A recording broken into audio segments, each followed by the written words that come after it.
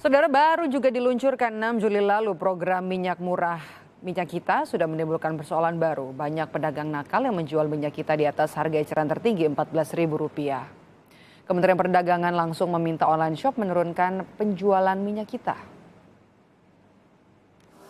129 pedagang di e-commerce ketahuan jual minyak kita di atas harga eceran tertinggi atau HET Rp14.000.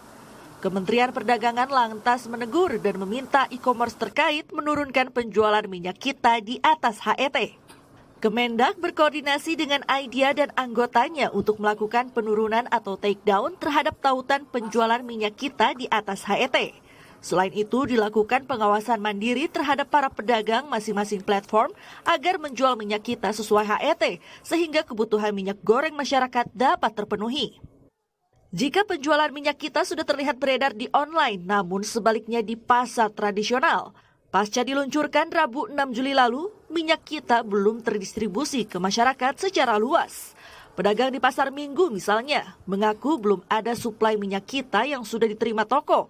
Padahal menurut pedagang, masyarakat akan lebih memilih minyak kita yang dijual Rp14.000 karena dinilai lebih terjamin. Belum ada kan minyak kan, belum ada di sini, belum nyampe. Tapi Pak Afan tahu informasi tahu minyak kita dari Kemendak itu? Udah tahu, tapi barangnya belum nyampe di tempat toko kita.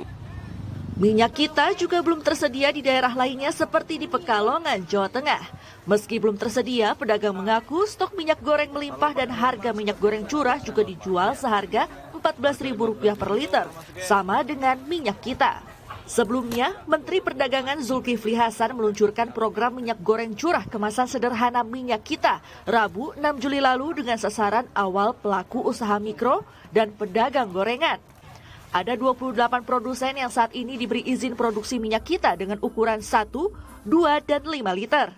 Produsen minyak kita akan mendapat insentif produksi dan distribusi tergantung pada wilayah distribusi. Tim Liputan Kompas TV.